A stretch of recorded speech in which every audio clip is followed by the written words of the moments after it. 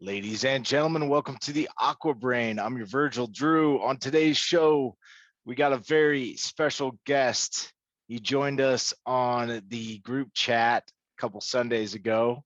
Walter from the Other Guy podcast is going to join us, and we're going to talk snow skating. We're going to talk podcasting, or maybe talk a little bit about AquaBrain. It's going to be really exciting. So without further ado, Walter, how the heck are you, man? Not too bad, not too bad. All right, this is awesome. Doing good. Cool. Well, I had an opportunity to check out your shows the other day when I was I've been driving this delivery job, and so I was like, I'm gonna listen to some Other Guy podcast, and so I turned it on. I think it was on Spotify, and yeah, listen to all. There was one episode I think that I was because you were talking about bearings or something, and I was like, all right, let me Yeah. which and that if you're really into skateboarding and stuff, that I skateboard, but I was like, all right, let's see what the next one was. But I've got to say that I had written out a list of questions for you. And it's funny because in episode 1 and in episode 4, you pretty much answered all the questions that I wrote down. So 4 was your backstory, right? That was like the skate bar, monk death skateboards, stalefish skating snow, and then your interview, the first one you did with Bryce Rich from Boyd Hill Snow Skates, that was awesome. I was going to ask you about how long have you been snow skating and kind of a little bit of your history there, and you can feel free and fill the audience in. But I recommend checking out those episodes because they answer all the questions and they're great. Sure, thank you. I appreciate that. And then, like I said to you before, what I'd like to do is I'd like to make this a collaboration where you pop the video up on YouTube like you normally do, and I'll pinch the audio and then pop that on the Other Guy, so people that listen to Spotify or wherever they get their podcasts, Apple Podcasts, etc., they can actually do it. iHeartRadio, I'm on there as well. Okay. All right. But yeah, I think that'll be great because I think that's a good thing. I think there's a lot of good things out there, and if you're okay with that, we'll discuss that and go from there. But Dude, that's a really easy thing for me to do, and and maybe people that come to mind, they'll find out more about you and AquaBrain. Yeah, and they can enjoy the awesome audio.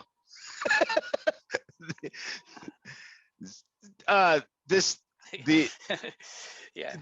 so let me just start off.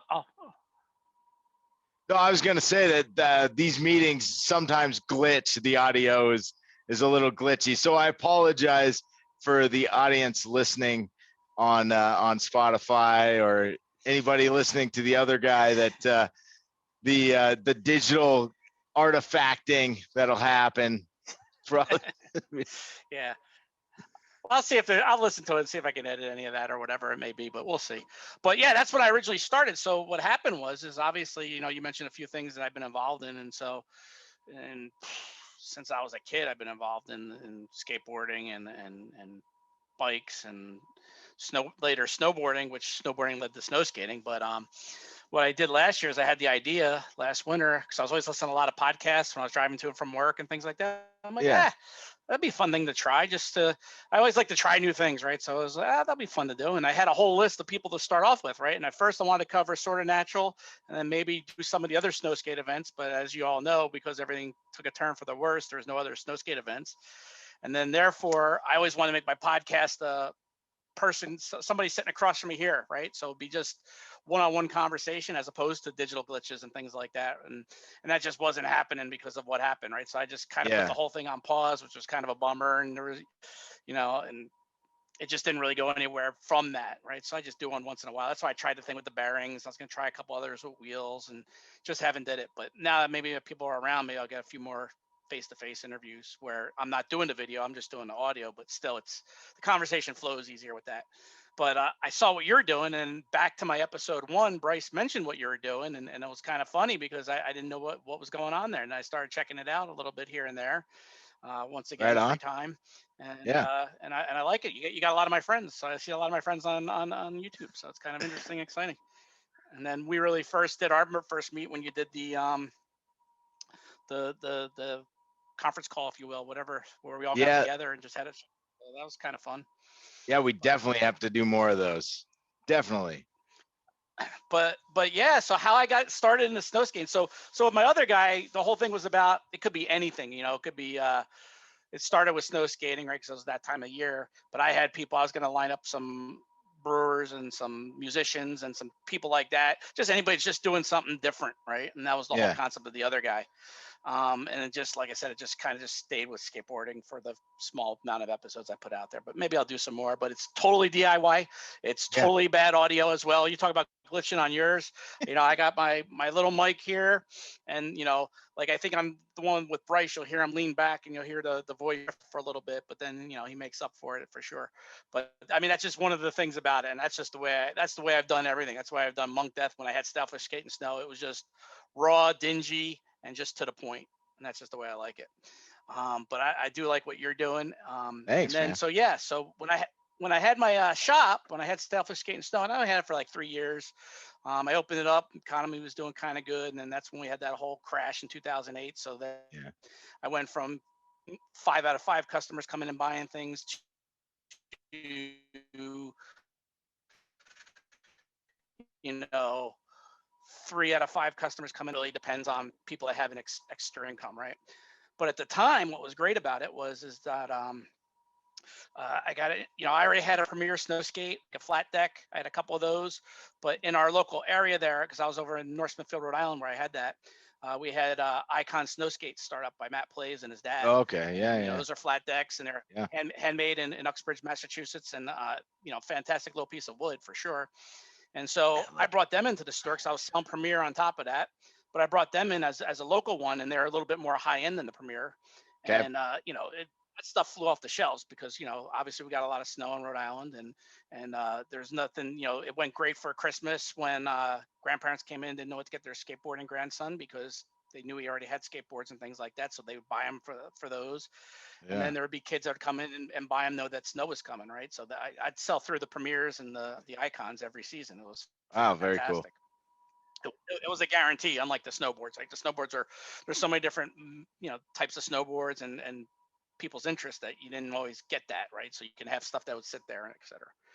But when you get that was people my first also touch with that, but I was always you get people also looking for a graphic. You know, it's not so much about the board, it's more about what the graphic is, which is something that I think is funny about that. It's never, you know, luckily pretty much all of the snow skate graphics from all of the companies kick ass. So it's like, you know, you're set if you. But if somebody's got their mind set, if somebody's got their mind set on it, that's what they want. I had a forum one time that somebody wanted a particular size, and I think it was Brendan, one of the Yagoons, right? So they film out of Rhode Island. They do a bunch of snowboard filming, and I think it was one of them. And he came up from Southern Rhode Island to get that board from me because that's what he wanted, and I was the shop that had it, right? And I was just lucky to have it, and that's all. But yeah, so with snow skates, right? So I was doing the flat decks at the shop, right? And flat decks were a no-brainer because it was easy to sell, but I never really did any mountain snow skating.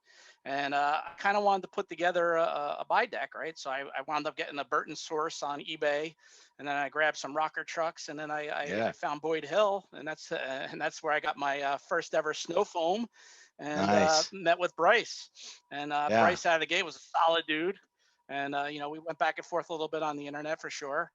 But I still didn't do any mountain riding or anything like that. And then I'm an engineer by trade, right? So I work in electronics manufacturing. Yeah. That's how I pay for the bills, and I was able to open up a shop and do things like that.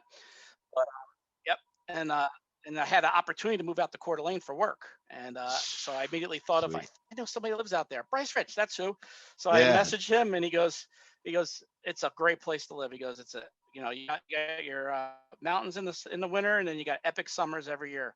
And he goes, when you coming out? And I said, I'll be out for an interview in a week or so, whatever. And he goes, all right, let me know when you get here. I'll take you out. So I came in. It was like after Memorial Day 2012. I flew in on Memorial Day. And I let him know that Tuesday. I met him. He drove me around in the morning. I went and did the interview Tuesday afternoon. And then he goes, meet me out tonight. I'll take you out for some drinks. Took me out, showed me the nightlife. So I had the interview during the day. I had the nightlife at night. And I had to go around from Bryce. And I'm like, hey, this looks pretty good. Yeah, can't beat it. Then we packed up and moved out. So yeah, hang out with them enough. And a lot of that's just because, we both get busy and doing different things, but we do hang out and do some fun things together. And I'm excited for a Sort of Natural 7.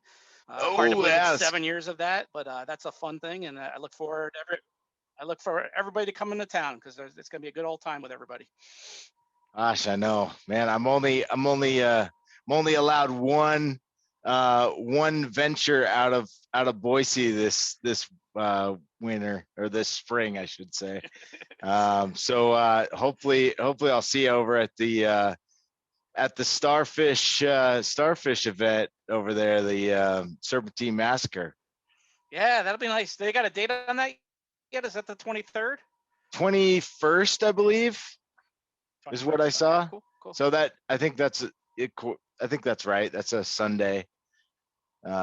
Usually high noon at Hyack or Summit East.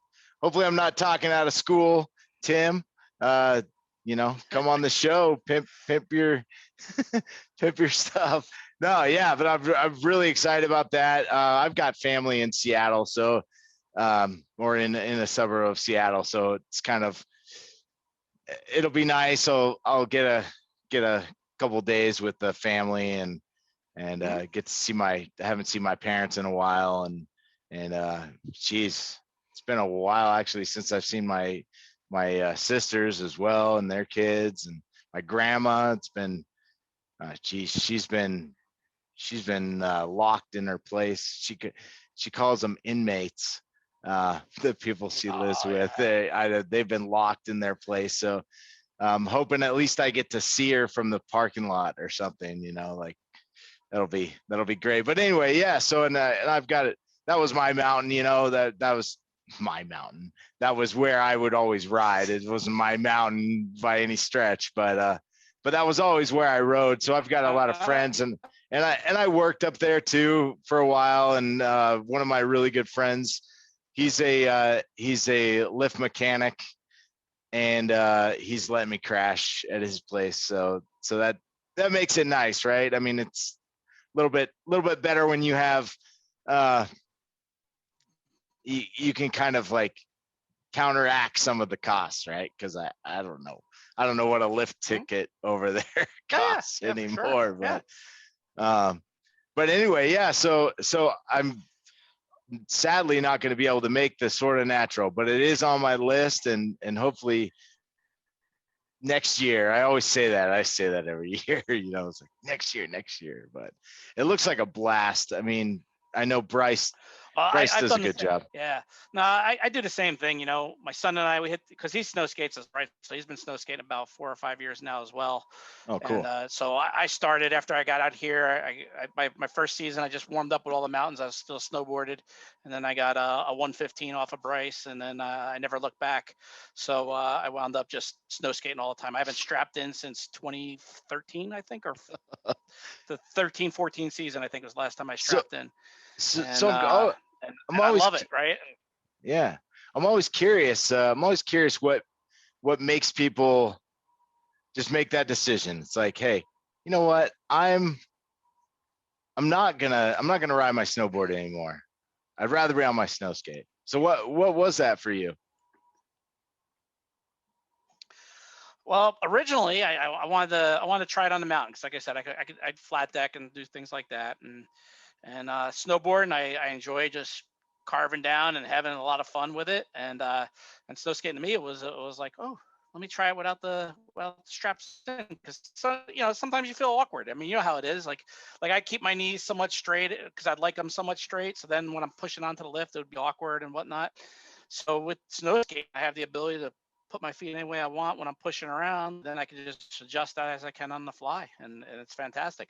I'm by no means a kick flip or a big jump hero like some of the younger guys, Right.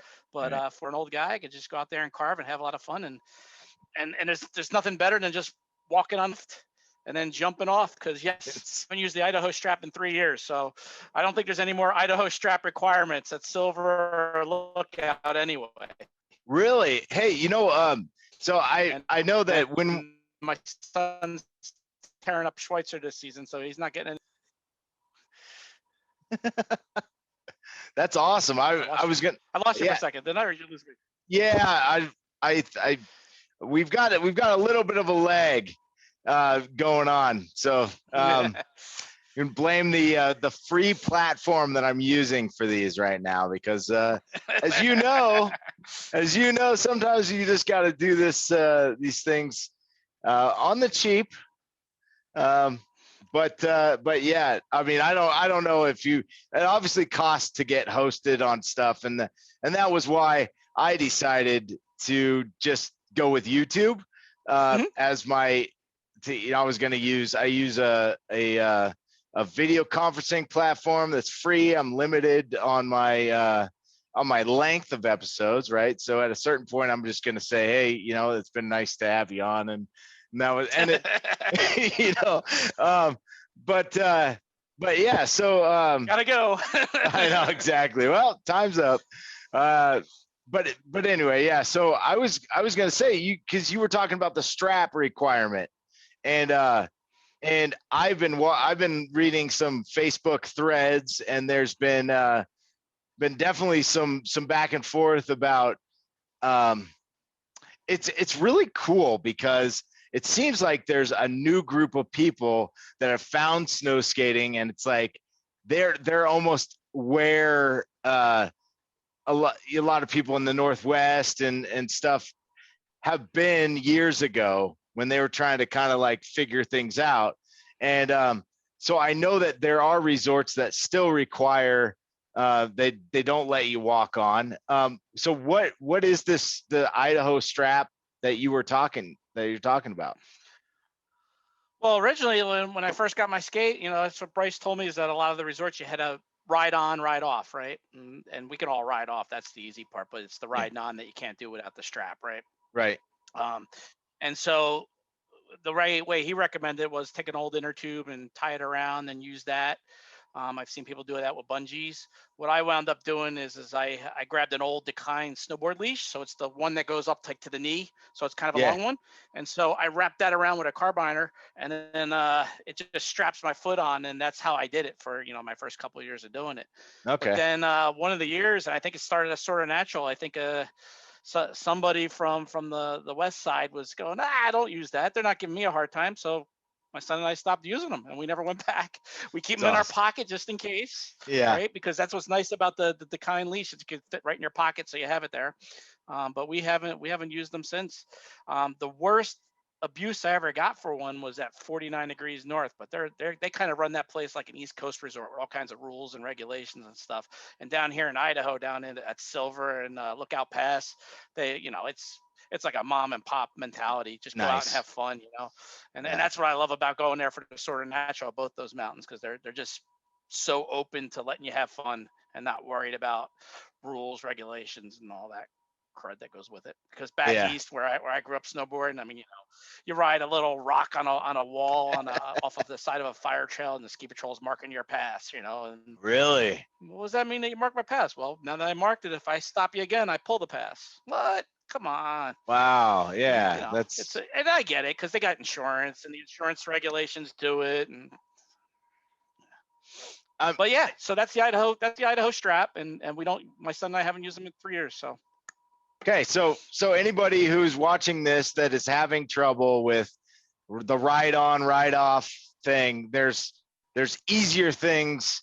There's other things you can do, inner tube, a leash. they're a lot easier things to do. I think the thing in particular that I'm referring to, and I don't know if you saw it, was like a snowboard binding mounted to us, and it was like, you know, somebody had commented like, let's not show this around, you know, because we don't want to regress, right? We've got resorts that are letting us walk on, right, and ride off, and we don't want to. We certainly don't want to. I mean, that just doesn't look fun to me. You know, it's like I don't know. But anyway, so, you know, to each their own. Like, hey, if you. No, you're spot on. You know, I mean, some people are just trying to do what they can, but that's the thing. And then, you know, you can just do, like I said, a web strap or an inner tube, and the inner tube is pretty good because, you know, you snap it up and stick your foot under, and then you snap it off and go. the leg is awesome. This is such a good show. It's awesome. And what's funny is we're in the same state. I mean, we should have no lag. I mean, you're just in the southern part, I'm in another part, right? Well, I mean, and like, if you draw a line from where I'm at to where you're at, it's probably almost like dead on, except for your Pacific time and I'm Mountain time. So it's like, yeah, what are you gonna do? And I look like I just rode the deepest. I mean, so I ride a Libtech 50 is the powder sub that I have, and dude, I'm telling you, it was almost too deep for the thing today. And like, in fact, actually, there were a couple times where I like kind of was like, you got to be kidding me. I'm stopped. Like, I gotta, it's up to my waist, like digging myself out. And like, what am I going to do now? So I'm like using the skate as like a, you know, surfboard, kind of like paddling out almost, you know. It's like, it's crazy. It was so good at Bogus today. I mean, I don't know if you can see it on my face, but I'm just in this. You had that glow that just started this. Yep. Yeah, definitely. And you know, actually, it was really cool. I got to tell you, because I know you skate with your son, and so you know, I've been riding with my daughter this winter, right? So I've been teaching her how to do it. She's 14, and today she actually brought one of her good friends, which was kind of an interesting day. It's like way too much snow, but I guess eventually, once it got packed down a little bit, luckily it didn't snow all day, so it kind of packed down, and they were able to ride the 48.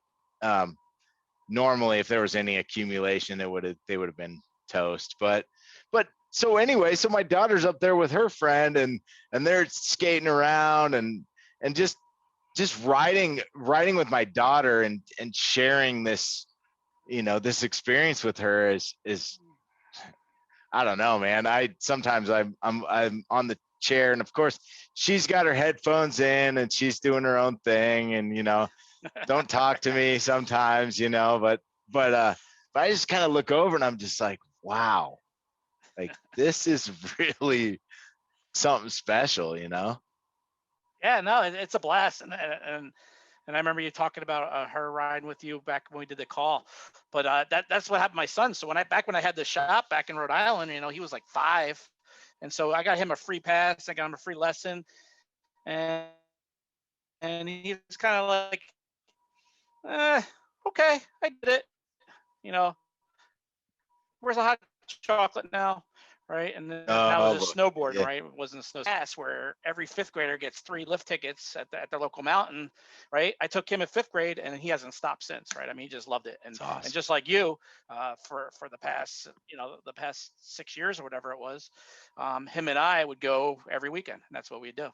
And then now, I think I told you, you know, he's older. Now he goes with his friends, leaves dad home. So today he was up at Schweitzer with all his friends, and they had an epic day too, right? Lots of snow. Yeah. The only mistake we made, and I didn't catch it in the morning either, is I should have given him the slush boat, and he could have had a little bit of a bigger ride. So he took his 114 down, but he still had some fun.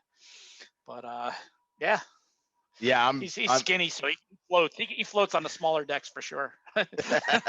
Yeah. I need more deck. Yeah, me too. Me too, for sure. Hey, so where's the best place to find your podcast? I know you kind of mentioned some spots, but where?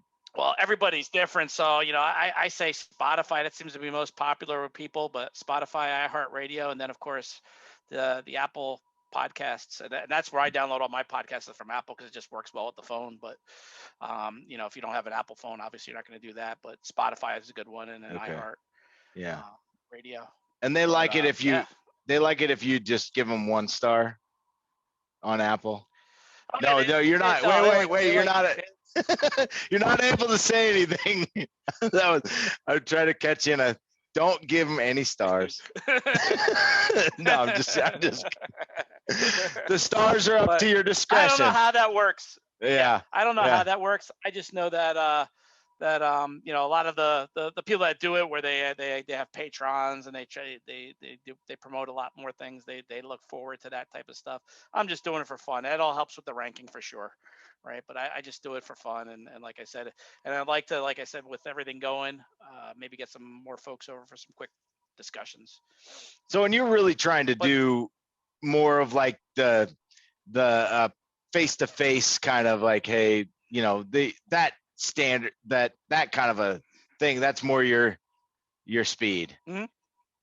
Yeah, that's what I wanted to do when I started it.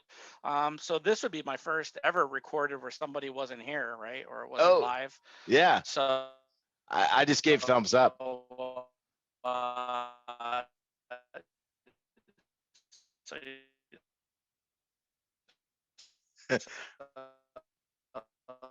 Yep.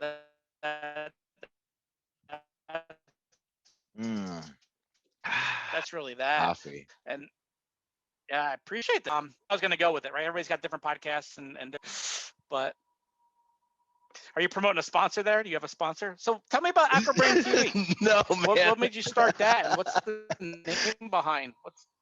Oh yeah, cool. Let's do that. No, we were glitching again. So I was like, that was my, that was what that was. Yeah, AquaBrain. All right. So, about a year ago, let's see, it was New Year's Day. I was supposed to do a podcast with, so a friend of mine, he was like, let's just talk. We were good friends. I worked with him in the AV in Seattle, and so he was like, I got this new little project thing going on. It'd be cool if we could talk to each other about it. I'm like, oh yeah, that's great. So I did some research, and I was like, all right. So I didn't want to dump any money into it, and I found out like, okay, you gotta like pay certain people to get, get your podcast out onto like Spotify and all that stuff. Like it's not much, but it's something. And so I was like, all right, well, I don't know if this is gonna be anything, so I'm gonna try to figure out how I can do it as cheap as possible. Found a video conferencing platform that was free, and bought a mic. Actually, I was using my SM58 at the time. I was like, all right. I had bought a Focusrite thing to record, do some recording.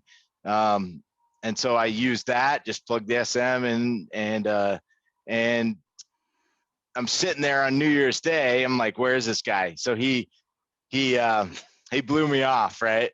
So which was awesome. So I did the first 2 episodes I was supposed to do with him, and he blew me off both times. And so they're really like me just kind of spitballing. And then I was able to get some guests. Andrea Baker, friend, I worked lifts with her way back in the day up at Snoqualmie Pass.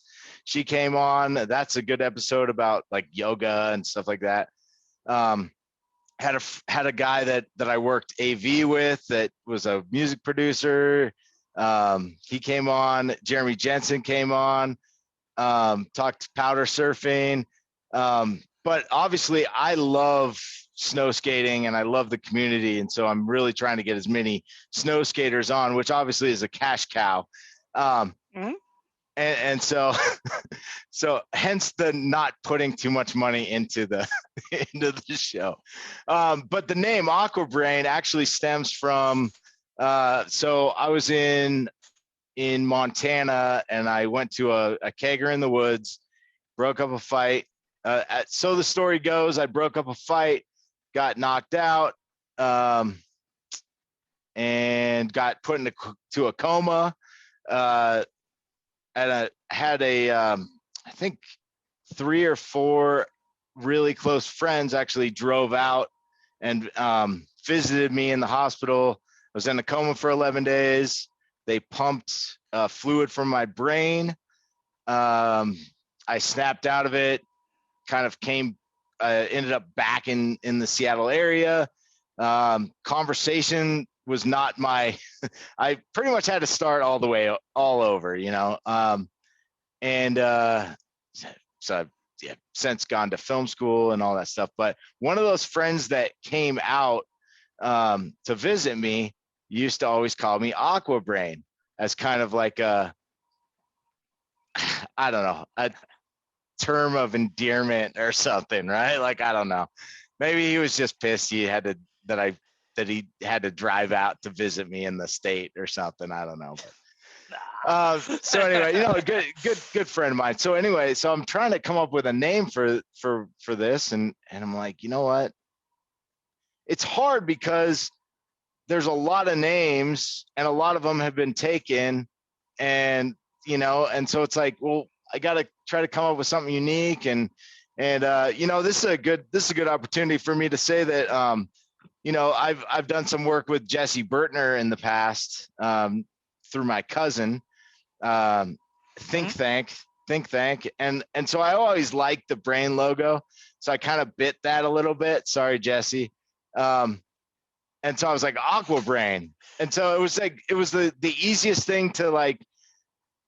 It was pretty unique, and it was easy to design the logo, right? It was like, all right, this is the brain, this is the water, you know, and so yeah, I mean that's the story of the name now, and I know though that I have had people that I've reached out to that didn't want to come on my show because of the name, so it is what it is. Oh, really? You know, yeah. I'm not going to name names because I can't remember, but I do remember that there was somebody because I thought it was the weirdest thing. I was like, are you serious? Somebody's going to be like, I don't want to go on your show because it's AquaBrain. What's it? It's like, you know, come on. It's not very polarizing, I don't think. And then the backstory is really good. Yeah. And actually, right, you know what? This is the first time I've ever told that. Oh, wow. Sorry you went through that, but glad you're okay now. I'm glad you're out there snow skating. So ooh, you bet. You gotta think of that. You gotta think of that progression for sure, right? Well, right. And I wouldn't have met my wife if I mean, it's like the whole, you know, and it was tough for a year, right? I'm gonna not a year, but probably longer. I mean, it took me years to like kind of come to grips with like, but once you get out of that and you say, look, there's so much in my life that happened as a result, you know, indirectly, directly and indirectly. And it's like, you know, some good, some bad. Obviously there's, I mean, it's not a situation I would wish on anybody for sure, but it's definitely like, you know, if you can't learn from those things, you know, that, and I think that's not to get super philosophical or anything, but I think that has a lot to do with like, you know, why we're here. I think is to learn these lessons and potentially get over things that are blocking us, you know, and that's I you know, I feel like really, you know, in a roundabout way too, I feel very blessed to be part of the snow skate community. And because I'm going to kind of take it back to the guy that put the binding on the board, but it's like the snow skater community, while we're all kooky and we're, some of us are a little salty and we're all, we're all like, but there's a respect for each other and we're all really good dudes, and women as well. But it's like, Oh, for sure. Like another snow skater and the online platform is tough because it's like, you don't necessarily see these little blips and, like conversations, and people are, it's a lot better to go to these gatherings, go to the gathering and step out of your shell and talk to people, and everybody's really friendly, and you feel like, wow, this is, now obviously it's a little cliquey too, because that's the way everything is, but it's like, it's a good community. And Walter is locked up, everybody. So there he is. I'm talking. There he is. But anyway, no, I agree with you. And what I like about the whole snow skate community is it's such a tight knit group of fellas, like you said, and ladies. And but what the reality is it reminds me of when I started skateboarding, when I got into punk rock in the 80s, right? It was such a small group of people doing it, right? And everybody had each other's back. And then all that stuff obviously blew out of proportion into crazy layers and layers and layers and layers, and talk about clicks and clicks and clicks. Sure. But snow skating today, in the past 8 years that I've been really involved in it, it is a great group of folks, and it just reminds me of those days of my youth. So for sure, that's why I like it. And I love when everybody comes to town, when everybody's coming out here. Once again, March 5th, 6th, and 7th. I know you can't make it, Drew. And then like I hope to be over at Serpentine this year, because I missed it last year for sure. And I suffered the same thing you do. May not get out in time, or may not have the commitment to be able to do it. But we'll do that. We did Hurricane Ridge the one year for the Olympics. That was fun, my son and I. And this is great. And we got stuck up on the mountain. Yeah, we got stuck up on the mountain. They wouldn't let my wife come pick us up, right? Because she dropped us off, and then she went and did stuff with my daughter. And then they closed the roads for a blizzard. So Wilson had to drive me and my son back down the hill. So he rescued us from the blizzard of Hurricane Ridge.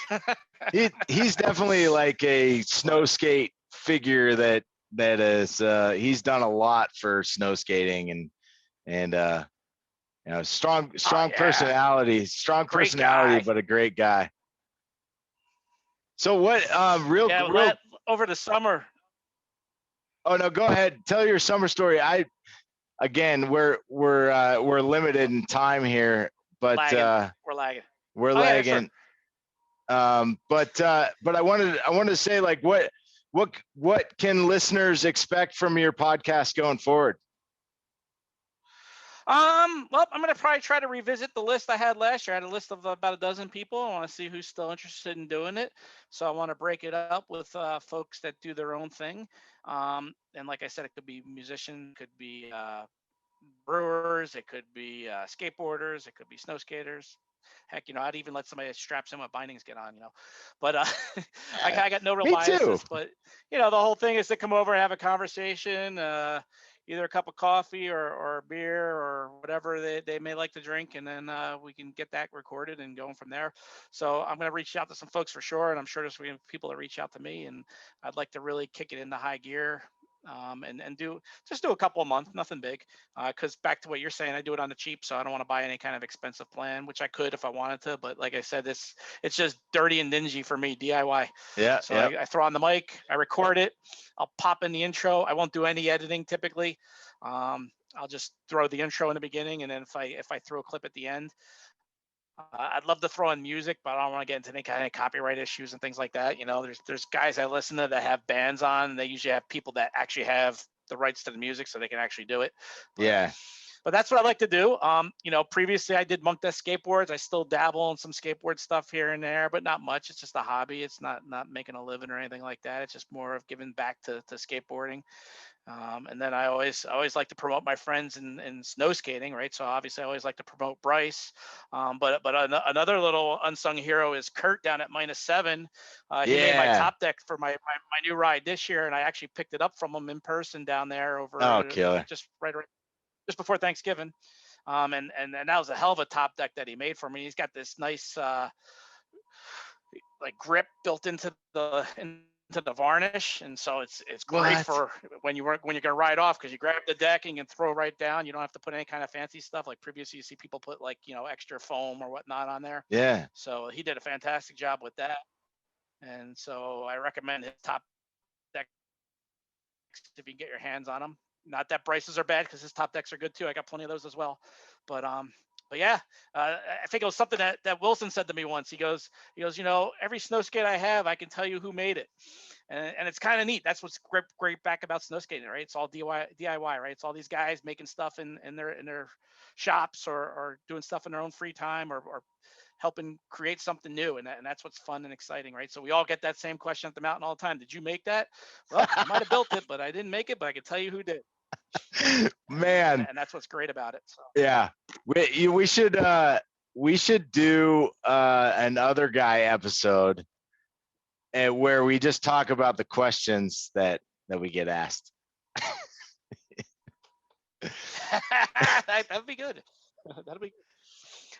It's funny because it goes through spurts, right? You know, you get the ones like, wow, that's weird. And all of a sudden you'll hear weird like 3 times that day. And then you'll get the, oh my God, that's incredible. And my son, one day, somebody went to him and said, you're like a god on that thing. So it's all weird. It's everybody's perspective, right? For sure. I love my boyfriend wants one of those. You know, I got that one. And what's the other one? Oh geez, I don't know. There's so many. It's too. I think I've reached the. Oh boy, that was nice audio there. Just killing it. I should do this more often. Just go ride some really deep powder all day and then come back and do a show. I mean, come on. That's not bad. The day you had the call, I came back from that day, and I rode and I had some fun. I didn't have all the powder that you had though. I was kind of dry when I did it. Yeah, I think that was part of our conversation in the beginning. Well, I'll tell you though, you know, on a snow skate, you know, it's because we got up there when they opened, and so I got a couple good nice runs where it was fairly untracked. I just got to say, man, it is a lot of work. Snow skating can be a lot of work, but fun and rewarding. So. Yeah, if you fall down in powder and you're down at the bottom of the hill, and you're kind of got to get out somehow or another, and you got to hike out through it, and you're going through like knee high or something. Yeah, that happened to my son and I down in the one side of Silver. I think it was last season, and it was a tough hike out, and he can do it no problem because he's young. But I'm like, yeah, I slept like a baby that night for sure. Well, hey Walter, I'm sorry, I didn't want to slaughter your last name. It's Walter How do you pronounce it?